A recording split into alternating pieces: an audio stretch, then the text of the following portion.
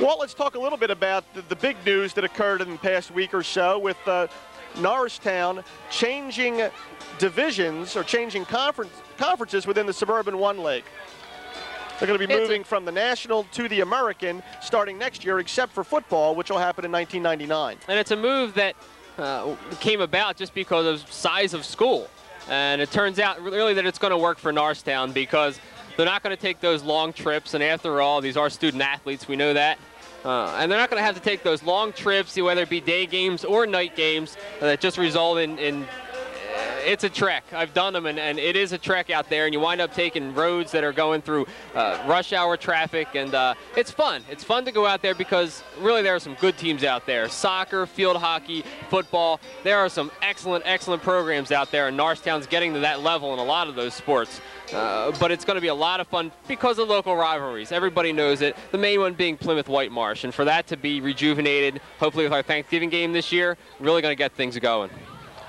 Blake has time to pass this time over the middle, almost intercepted. Great coverage that time by Smith and Bettison. Bettison was the man who almost intercepted. It'll bring up 4th down once again for Norristown. Wow, right in Bettison's hands, I'll tell you.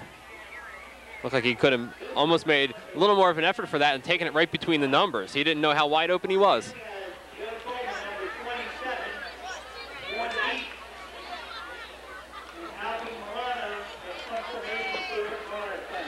Morano on again to do the punting chores for the Eagles. Looks like Coleman back deep again at about his own 38-yard line. Awaits Morano's punt. It's a good snap. Coverage, pardon me, the penetration is excellent, but it's taken by Coleman at the 41.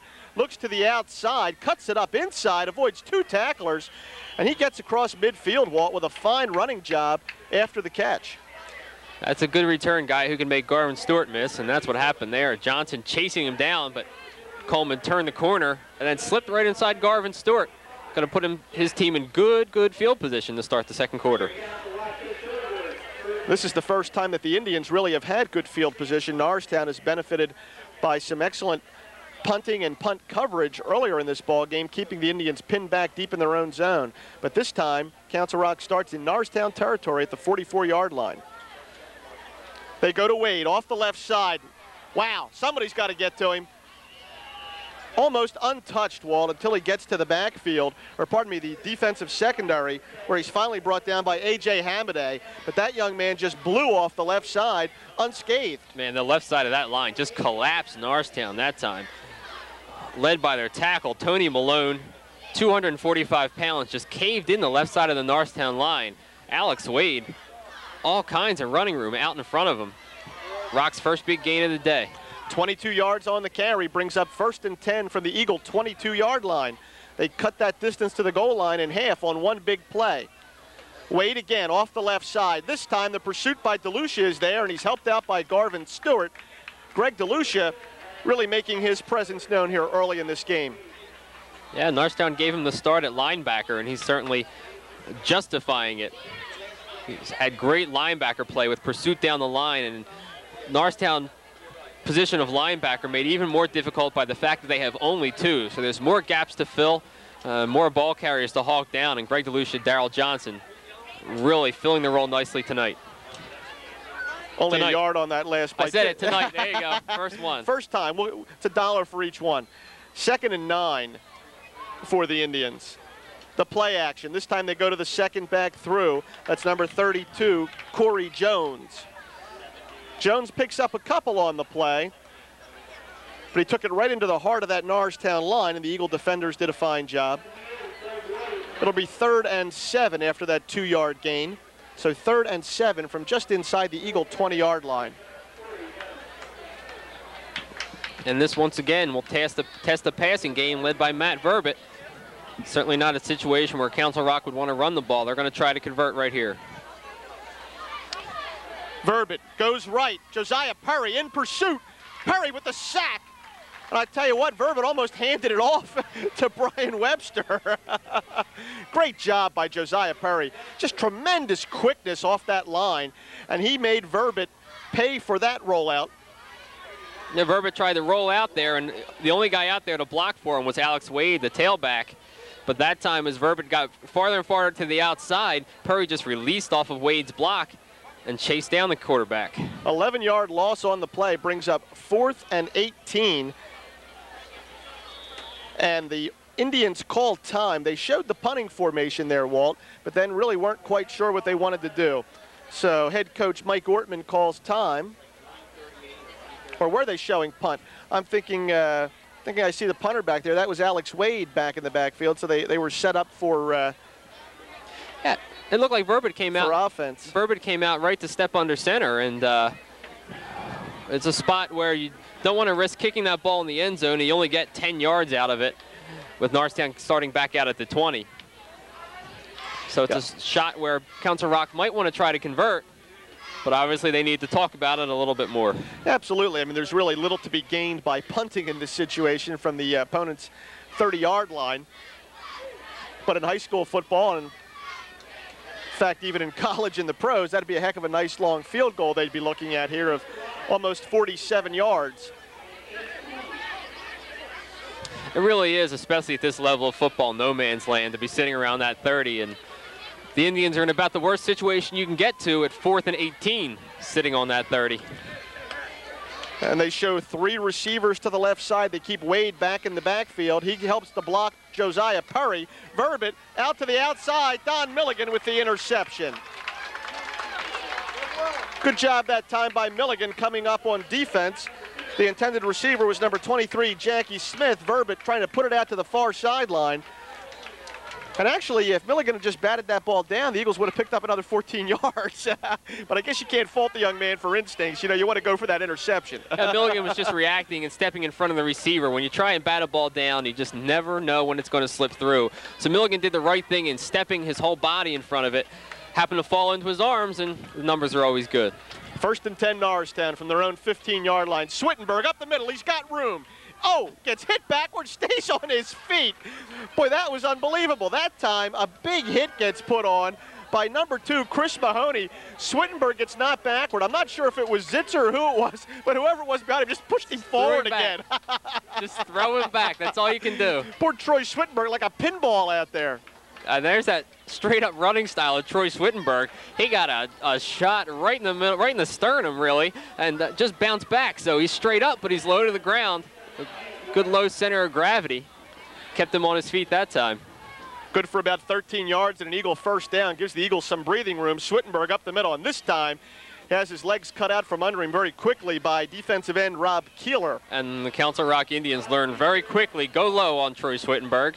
You don't want to bounce him around, because you do that one more time and he'll bounce to the outside on you, and you'll be seeing him in the end zone. So Rob Keeler really got low there as an end should and cut down Swittenberg. Swittenberg only gets a yard on that carry, brings up 2nd and 9 from the Eagle 30-yard line. We're under 9 minutes to play here in the first half. It is, folks, still a scoreless tie, a defensive struggle here so far. Jim Zitzer comes in motion to the near side. Chris Blake, the handoff to Swittenberg. They follow Zitzer and Stewart. Swittenberg stays on his feet, but he's finally driven backward. He's going to get about 2 or 3 yards on that carry. Boy, they are impressive on defense, the Council Rock Indians. They gang tackle, they hit hard. Seem to have a little bit of speed on defense, too. So far, they've been extending Troy Swittenberg. Norristown's really mixed it up pretty well as far as going right, left, and up the middle. And at this point, Troy Swittenberg, with about 32 yards, has found Indians everywhere he's gone. So the Eagles with another 3rd down situation, 3rd and 6. Blake, the straight drop. He's got pressure. He gets it off over the middle to tight end Josiah Perry. And it looks like a reception. Council Rock defender signaling no catch, but great job that time by Josiah Perry from Chris Blake, and Blake was really under pressure. Had 3 guys converging on him when he released that ball. Excellent work over the middle by Josiah Perry to come back to that ball. His quarterback under a lot of pressure. Had to stop, cut the route a couple yards short, and come back to that ball. Get low, dive, get to the ground to shield the defenders. Textbook catch by Josiah Perry. So the Eagles convert on 3rd down, brings up 1st and 10 from their own 41-yard line. Moving the ball nicely, having started this drive on their own 15-yard line. Swittenberg tied up quickly, picks up a yard or 2. As we unsort this pile here, down on the bottom again, Richie Beddisome. I tell you, Beddisome and Jackie Smith seem to be in on almost every tackle, linebacker and cornerback respectively. Now that left side of the defense is busy, and Rob Keeler also is the left defensive end. He's been in on a lot of plays as well.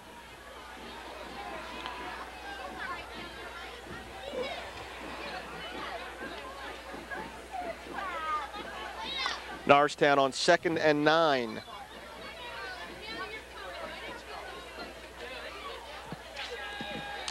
Blake goes deep. He's got Milligan down the outside. Complete. Don Milligan down to the 7-yard line. Great pass by Chris Blake. The defender, number 2, Chris Mahoney, is able to bring down his counterpart, number 2, Don Milligan. But what a great ball by Blake. Hits Milligan in stride for a huge gain. I don't know. I think the quarter's over. That ball was in the air forever, but it was across the field, so that much more of an arm by Chris Blake. Blake threw that ball close to 50 yards in the air, and Don Milligan just kept running, ran nicely under it, didn't let Mahoney distract him. That's a huge play for the Eagles. Brings up 1st and goal from the 9-yard line. Swittenberg cuts to the middle, inside the 5, down to about the 4. Boy, I'll tell you, Chris Blake showed me something there. That was a fabulous pass. His line gave him the time, and he just laid it out there for Milligan. That'll help Chris's stats this year. Not that it's about individual statistics. It's certainly not when you've got a running game like Norristown has this year. Certainly that's going to be your primary focus, but I'm sure Chris Blake feels good about that last play. Yeah, that builds a lot of confidence, and now you know he can throw it out there. It's an extremely tough throw across the field from pretty much corner to corner like that. And it was executed perfectly. That ball was in the air at least 35, perhaps 40 yards, close to it. Swittenberg up the middle, bounces off one tackle. Ball looked loose there, Walt. Number 91, Keeler, comes up with it, but I believe we're going to say that ball was blown dead. And that's the appropriate call. We had a pretty good look at it from here. His knee was down, certainly. Yeah, Swittenberg sort of ran right into the line that time, and as his knee went down, and as he went to the ground, the ball sort of popped loose. Looked like it knocked against one of the linemen. So key play in this ball game. Nobody on the board yet. The Eagles faced with 3rd and goal from their own 3-yard line. They show Milligan out to the left. Zitzer stays in tight. The pitch goes to Swittenberg behind Stewart. Swittenberg turns to the outside. Can't make it to the pylon. He's knocked out at about the 1. And it's going to bring up 4th down for Norristown. That's fabulous team defense. Norristown, I think, called the right play that time. They were going off right tackle. That time the pitch to the left. Well, boy, Chris Mahoney came flying up to make sure Swittenberg didn't cut up at the hash mark. Then it looked like Chris Burns, another defensive back, came up at the pylon to make sure Swittenberg couldn't duck the ball in. 4th and goal from the 1-yard line. The Eagles called time here.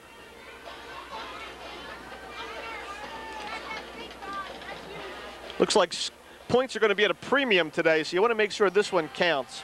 Well, last year it was 3-0. Certainly we have a different mix of players now, different quarterbacks on both sides, but Council Rock won with a field goal being the lone points last year. So not a surprise to see a low-scoring game between these two.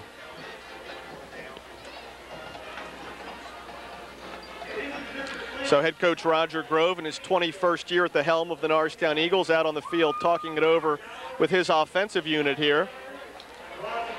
All right, Walt, I'll put you on the spot here as I am wont to do. What's the call here? 4th and goal from the 1. I think you have to run with your strength. Troy Swittenberg hasn't been stopped much this year. True, it's a goal line situation, and they're going to be right up there, but I think you send Garvin Stewart up there to duck his nose in, and I think you send Swittenberg right behind him. I'm going back to that right side on the strong side behind James Burrell and Josiah Perry. There it is. There's the call. Down low. I don't think he made it, Walt. I do not think he made it. Certainly no indication. Nope. And they're showing it's 1st down, Council Rock. And boy, is that a huge defensive play by the Indians. They followed Stewart off the right side, just as you said. But Swittenberg was hit low and hit early. And boy, when I'm wrong, I'm wrong. And when I'm right, I'm wrong. we had the play picked, but Council Rock did too, unfortunately. They really stacked that side, and they knew that that was Norristown's strength. Strength on strength, sometimes you win, sometimes you lose, but sometimes you have to do it just to let your guys know that you still have the confidence in them. Norristown defense needs to pick it up here a little bit, keep the Indians penned in here deep in their own territory. The handoff up the middle that time goes to number 25, Alex Wade. Wade picks up several on the play. Call it 4 yards, brings up 2nd and 6.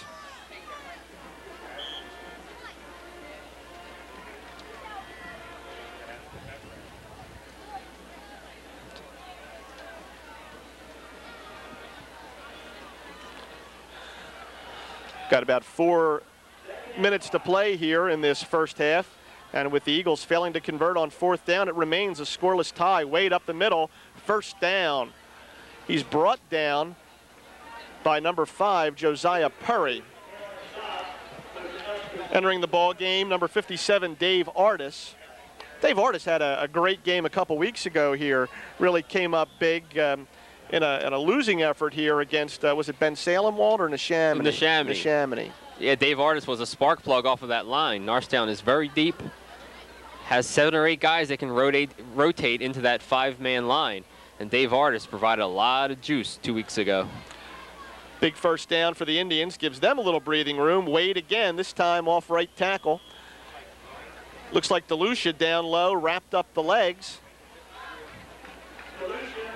But Wade, extending the full length of his body, manages somehow to pick up 5 yards on that play. It certainly didn't look like a 5-yard pickup, but when Wade goes down, he's a big boy, he falls forward, he picks up 3 more yards. And Council Rock, was when they were pushed up against the wall at their own 1-yard line, you see what they do. They come out thumping. And so far they've gone 3 times straight to Wade, and they're working their way out. Wade again, they follow the strong side. They moved Keeler over at the last minute that time from the near side to the far side, then went right behind him. But the Eagle defense does a good job. It's going to force 3rd and 3 from the Council Rock 20-yard line. 2:35 to go here in the first half.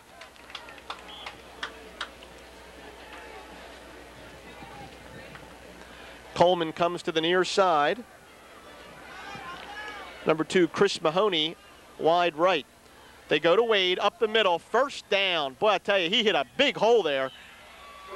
Came barreling through, picks up about 8 or 9 yards on the carry and picks up a first down. And the Indians' front 5 are starting to get a little strut about them now. They are moving the sticks with regularity and have really thumped their way out from their own 1-yard line. Line of scrimmage now, the Indian 29-yard line.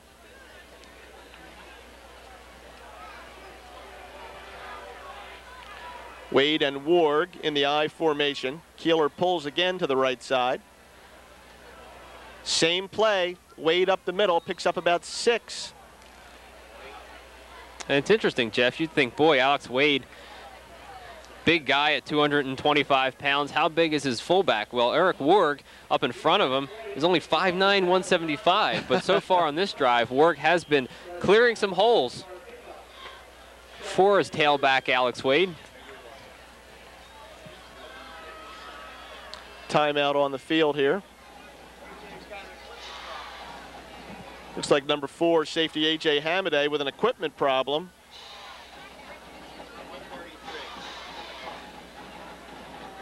And that's good for Norristown for the reason that it gets them a little bit of a rest.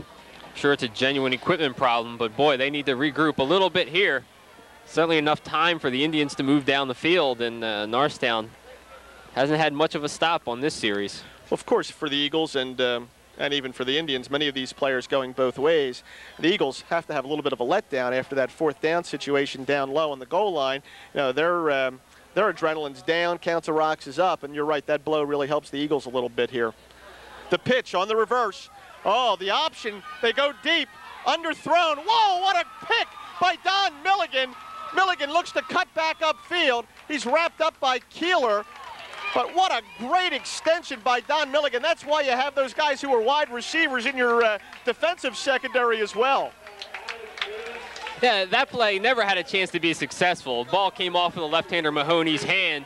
It was sort of like he pushed it down the field, but Don Milligan, excellent coverage, reading the ball, knowing that the man was behind him but had no chance to catch it. Milligan just read the ball and picked it off. I guess Mike Ortman thought there that he had the Norristown set up for a little bit of a trick play, but boy, when you're pounding away like that, I don't know why you stop. So a big break for the Eagles, and Milligan, the big play again. This time Blake with the play action, looks up top, a little bit overthrown, going to bring up second down. And it was Keeler again that didn't let Blake get his arm all the way through. Keeler was all over him as Blake came through the ball, and it sailed a little bit high over Milligan's head. Nothing like the flea flicker, though, I'll tell you. I'm a big fan of the trick play, especially when it goes wrong for the other team. But Wade with the handoff to Mahoney that time, and Mahoney, as you say, Walt, just seemed to push it out there. But Milligan did a super job extending and reeling that ball in.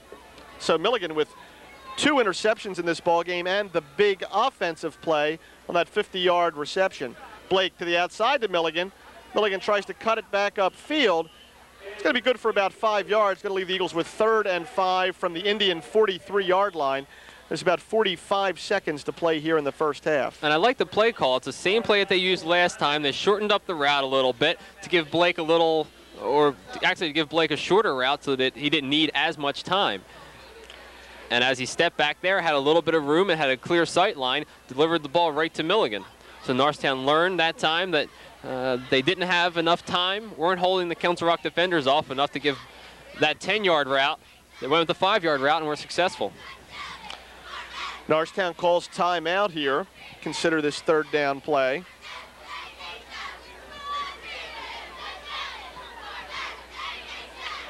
So a well-played first half. I don't think we've had a penalty. The only flag that came down was waved off. That's true. There have not been any penalties. The 2 turnovers by Council Rock on 2 great picks by Milligan, but otherwise a real clean, real fast first half.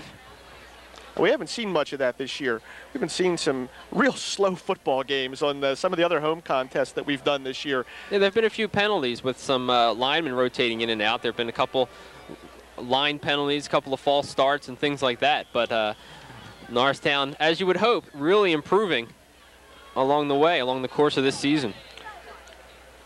Folks, we want to remind you once again, homecoming game today, other home games remaining. Friday, October 31st here at 7:30 against North Penn. Saturday, November the 8th at 7 p.m. against Central Dauphin East. And then hopefully Thanksgiving Day, 10 a.m. against Plymouth Whitemarsh. 3rd down, Blake goes up. Looked like interference. That looked like that hit was a little bit early, but perhaps just well-timed. The intended receiver was Milligan. In on the hit was number 23, Jack Smith. I like the break on the ball, though, by Jack Smith. I think that was a great play as he saw Blake look out there and got a real good break on the ball. So close that the officials elected not to call that one. Certainly they had a better vantage point than I did. Brings up 4th down, though, as the Eagles unable to convert off of that turnover. 41 seconds to play until the half. Albie Morano will be on to punt again for Norristown.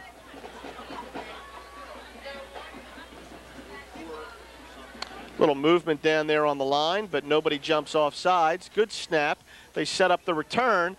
Kick angles to the sideline. Darrell Johnson there to cover it. Takes an eagle bounce and rolls out of bounds at about the 12-yard line. Coleman really didn't have a chance to field that ball at all. Good job by Morano punting to the sideline. Yeah, there's no sense in giving a return there when all you need to do is just kick it towards the sideline. So about Morano's range, and he kicked it nicely to the sideline, kept it in bounds, got about 10 on the roll. So Council Rock would have to come up with something really spectacular to get any points out of this series. As we wind down the half, we want to remind you this game brought to you by the Norristown Area School District. Whistle down on the field.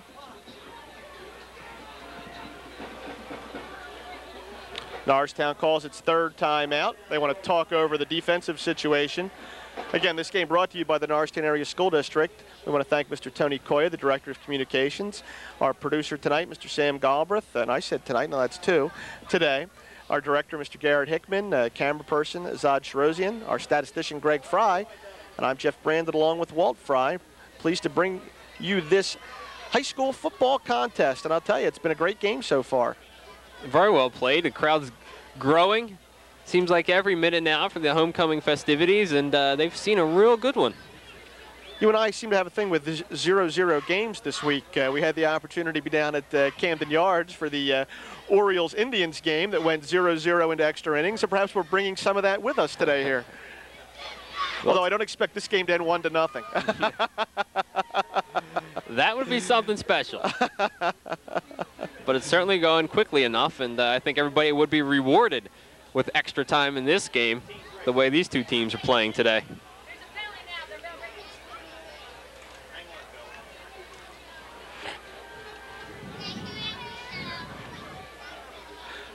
Back down on the field, we have just over 30 seconds to play until halftime. Verbit goes to the big tailback Alex Wade, and Wade bulls his way forward for a nice game, but it looks like head coach Mike Ortman is going to be satisfied with taking this into the locker room. And of course, as soon as I say that, he calls timeout with 23 seconds to play after picking up about 8 yards on that last carry, perhaps 7. We'll call it 2nd and 3 from their own 19-yard line. And the Eagles are going to be ready for anything head coach Mike Ortman may design.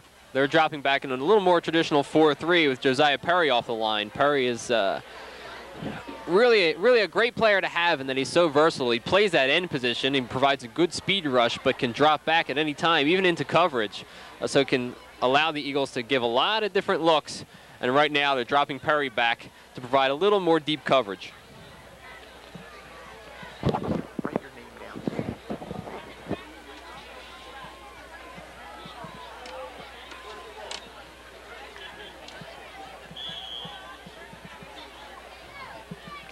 So far, that big back for the Indians, Alex Folks, Wade, at halftime, has 12 we want to remind carries you for 67 that we'll yards. be bringing you all of the homecoming festivities. I'm sorry, Walt, I'm talking right over you. I apologize. Stay tuned for Jill Joyce, who will be doing the commentating here at halftime. Burrell on the tackle that time, the ball carrier, number 32,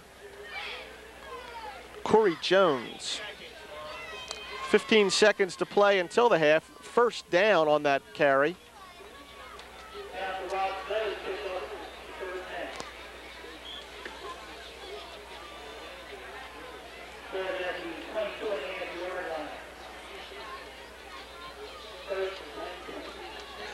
And that'll be the last play of the half. The clock winding down. We're less than 2 seconds to play. That's it. First half ends at a scoreless tie, 0-0. The Eagles and the Indians in a battle today here at Roosevelt Field. Folks, we'll be back in just a moment with the homecoming festivities, and then after that to talk a bit about this first half of play. Stay tuned.